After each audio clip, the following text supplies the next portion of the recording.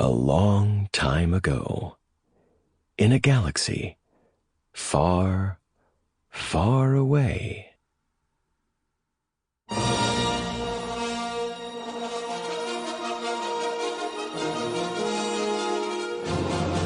Penguin Random House Audio presents Star Wars: The Force Awakens, Before the Awakening, by Greg Rucka, narrated by Jessica Almasy, Torian Brackett, and Sean Kenin Elias-Reyes.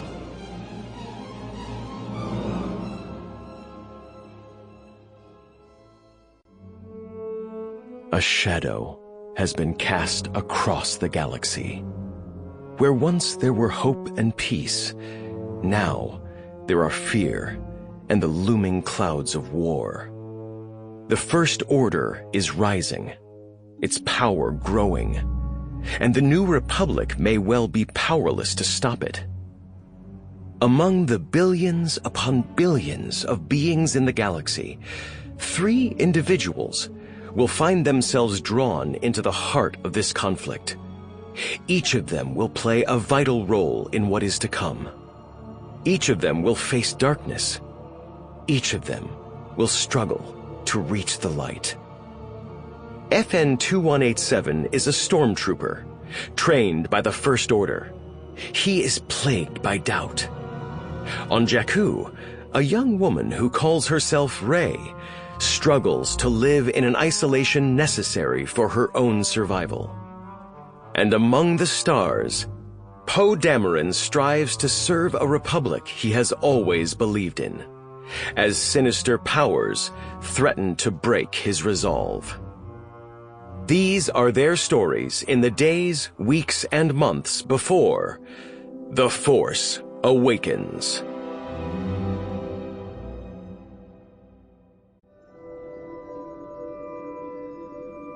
Finn.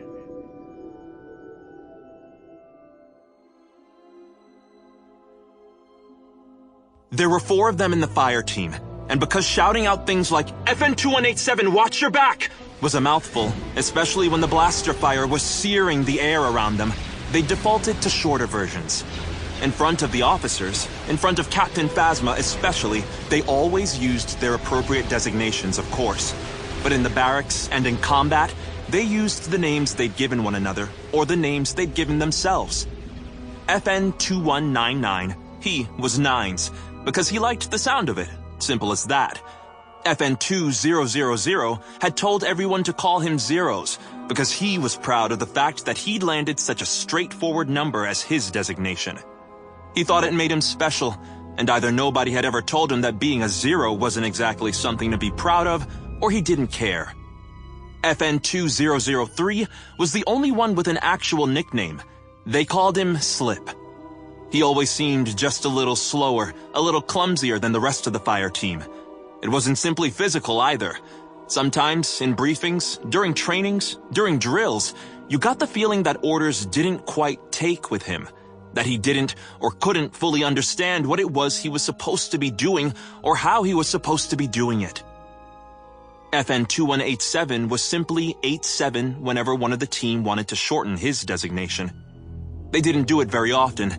He was, as far as the training cadre and his peers were concerned, one of the best stormtroopers anyone had ever seen.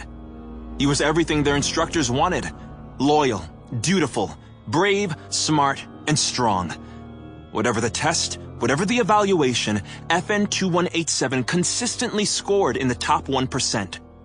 So, he was FN-2187, well on his way to becoming the ideal First Order stormtrooper. That was what everyone thought, at least. Except FN-2187 himself. FN-2003, Slip, had fallen behind. FN-2187, Zeros, and Nines had taken cover behind what was left of an exterior perimeter wall, the section they were sheltering behind still mostly intact, but cracked and scored with innumerable blaster hits.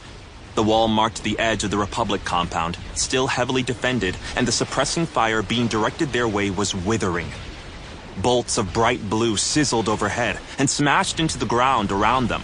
They punched into the wall with enough force that the stormtroopers could feel the impact even through their armor. He did it again, Zero said, elbowing FN-2187 and then pointing uprange, the direction from which they'd advanced. FN-2187 crouched down and looked in the indicated direction. They were all virtually indistinguishable in their stormtrooper armor, but within his helmet, along with the near-constant stream of data projected across his lenses, telemetry, firing solutions, atmospheric conditions, everything up to and including the ammo count for his blaster rifle, individual ID tags would pop up whenever he looked directly at another trooper, his in-suit computer reading friendly identifications. According to that same stream of data, 2187 could see that Slip was exactly 29.3 meters back, crouched in cover behind the hulk of a blasted-out Republic speeder.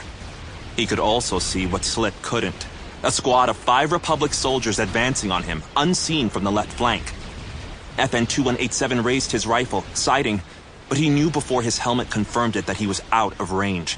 He could open fire, but there was no way he'd score a hit. He's done, Nines said. We've got to advance. He's one of us, 2187 said, lowering his rifle. We've got an objective, Zero said. He jerked a thumb over his shoulder, toward the base. It's that way. We go back for him, we'll be cut to shreds. Face hidden inside his helmet, FN-2187 frowned. Yes, they had an objective, and yes, there were enemies all around them, and yes, Zero's was right. In the compound was their objective, an enemy position defended by a heavy repeating blaster. And whichever Republic soldiers were manning that thing, they knew their job. They'd seen 2 full squads cut down by it during their advance. The only reason 2187 could figure it hadn't taken out Slip already was that whoever was on the trigger was waiting to see if one of them was going to do exactly what FN-2187 was thinking of doing: go back for him. We're running out of time, Zero said. FN-2187 checked over his shoulder, back toward the compound. The terrain was uneven, and there was enough cover for a sustained fire-and-move advance. It would thin out the farther they advanced into the compound, approaching the heavy blaster emplacement, but it was doable if it was done smart. Zero's left, Nines take right, FN-2187 said. On my order, hold at the inner wall. We're gonna blow the mission, Nine said. Hold at the inner wall, 2187 said again. Go! Neither Nines nor Zeros liked it, 2187 could tell. But they were stormtroopers, and that meant once orders were given, they would follow them and follow them quickly. They moved at once, and 2187 waited a half-breath's pause, letting each of them draw enemy fire before launching forward. The terrain was just as bad in that direction: cruel, uneven, and strewn with broken rock and battle debris. Thick black clouds from engine fires clung to the ground, rolling across it like an uneven tide. He sprinted the first dozen meters, trying to keep low, zigzagging his way from points of cover and occasionally hurdling obstacles in his way. He'd closed half the distance when one of the Republic soldiers saw him and gave a shout of alarm that carried across the battlefield. Just as the soldier opened fire, FN-2187 dove forward, tumbled into a freshly made crater, and lay flat for a second before popping up on his elbows. He fired twice before dropping down again, then rolled to his right and repeated, firing 3 times. He was pleased to see that he'd taken out 2 of the enemy. But that left 3 more, and now he had their attention. FN-2187 keyed his radio. FN-2003, check right, check left. There was static, then Slip's voice. I don't see them. You're left. Another blast of static, loud enough that it made FN-2187 wince. He rolled back to his initial position and edged his way to the lip of the small crater, just in time to see Slip opening fire on the remaining Republic soldiers closing in on his position. Now, 2187 could take his time. He sighted carefully, then stroked the trigger on his blaster rifle 3 times in succession. The last of the enemy soldiers dropped. On me! He shouted. But he needn't have bothered, because Slip was already out of cover and running toward him. FN-2187 rolled onto his back, making room in the crater as Slip slid into place next to him and rapped him on the chest plate hard enough that it sounded like he was knocking on a door. Thanks to an... Sample complete. Ready to continue?